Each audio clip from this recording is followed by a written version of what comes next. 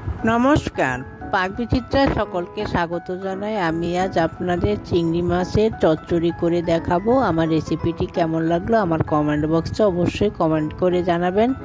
আর এই ধরনের নতুন নতুন রেসিপি পেতে হলে আমার চ্যানেলটি সাবস্ক্রাইব করতে ভুলবেন না। আর নোটিফিকেশন পেতে হলে বেল আইকনটি অবশ্যই প্রেস করে দিবেন। পাশে থাকার জন্য ধন্যবাদ। আজ আমি বাজার থেকে টাটকা চিংড়ি মাছ কিনে এনেছি। চিংড়ি মাছের চচ্চড়ি কিভাবে তৈরি করতে হয় সেটি আমি আপনাদের সামনে করে দেখাবো। তার জন্য এখানে আমি 300 গ্রাম চিংড়ি মাছ নিয়েছি, ভালো করে খোসা ছাড়িয়ে ধুয়ে নিয়েছি। এখানে একটা মিডিয়াম সাইজের আলু ছোট ডুমো করে কেটে নুন হলুদ দিয়ে সিদ্ধ করে রেখেছি। একটা বড় পেঁয়াজ কুচি করে কেটে নিয়েছি। একটা ছোট টমেটো দেখুন স্লাইস করে কেটে নিয়েছি। আদা পেস্ট নিয়েছি 1 টেবিল চামচ, রসুন পেস্ট নিয়েছি চা চামচের 1 চামচ, দুটোই আমি মিক্সিতে পেস্ট করে নিয়েছি। 2 টেবিল চামচ সর্ষে বাটা নিয়েছি, এটা আমি শিলে বেটে পেস্ট করে নিয়েছি। নুন নিয়েছি, সর্ষে আপনারা চাইলে মিক্সিতে পেস্ট করে নিতে পারেন। 2টো কাঁচা লঙ্কা আমি কুচি করে কেটে নিয়েছি। ফোড়নের জন্য 2টো তেজপাতা নিয়েছি, পরিমাণ মতো হলুদ নিয়েছি। এখন আমি নুন হলুদ দিয়ে মাছটা মেখে নেব। 1/2 চা চামচ নুন আর পরিমাণ মতো হলুদ দিয়ে দিচ্ছি। দিয়ে এখন আমি মাছটা ভালো করে নুন হলুদ মেখে 5 মিনিটের জন্য রেস্টে রেখে দিব। দেখুন একটা কড়াইতে আমি সরষের তেল দিয়ে গরম করে নিয়েছি। রান্নাটা আমি সরষের তেল করব। এখন প্রথমে আমি আলুটা দিয়ে দিচ্ছি।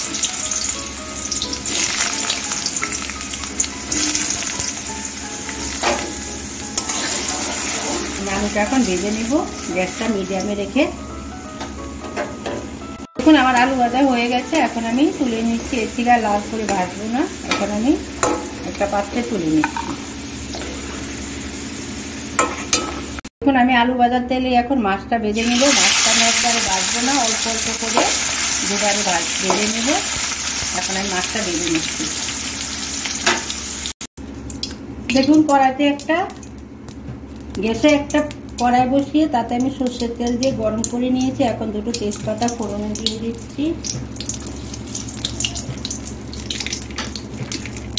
কেটে রাখা পেঁয়াজটা দিয়ে দিচ্ছি। পেঁয়াজটা আমি লাল করে ভেজে নেব, গ্যাসটাকে মিডিয়ামে রেখে।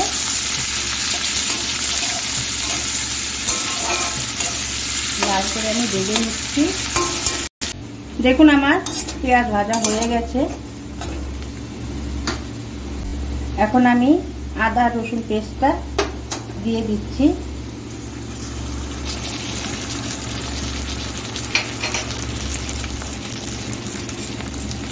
কাঁচা লঙ্কা কুচি দিয়ে দিচ্ছি।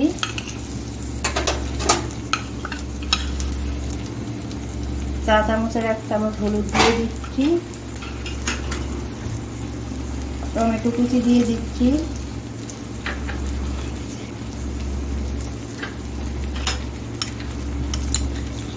চা চামচের 1/2 চামচ নুন দিয়ে দিচ্ছি। সামান্য পরিমাণ একটু জল দিয়ে দিচ্ছি। এখন আমি সবকিছু ভালো করে গ্যাসটা মিডিয়ামে রেখে কষিয়ে নিচ্ছি। দেখুন আমার মশলা কষানো হয়ে গেছে, আমার টমেটো গলে গেছে। আমি 6 মিনিটের মতো কষিয়ে নিয়েছি। এখন আমি সর্ষে বাটা দিয়ে দিচ্ছি।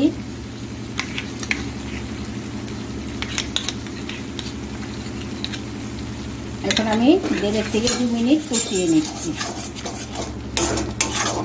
এখন আমার সর্ষে বাটা দিয়ে কষানো হয়ে গেছে। এখন আমি পরিমাণ মতো জল দিয়ে দিচ্ছি।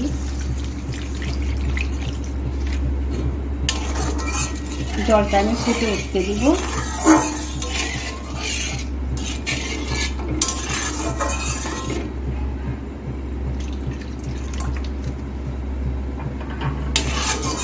এখন আমি জল ফুটে উঠে অবধি অপেক্ষা করব। দেখুন আমার জল ফুটে উঠেছে। এখন আমি ভেজে রাখা আলুটা দিয়ে দিচ্ছি।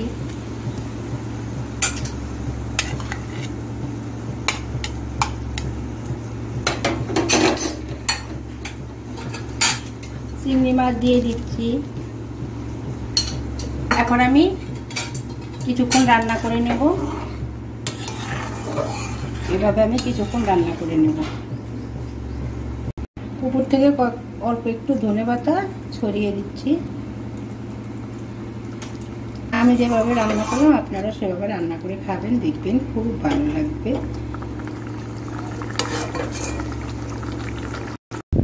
দেখুন আমার চিংড়ি চচ্চড়ি তৈরি হয়ে গেছে।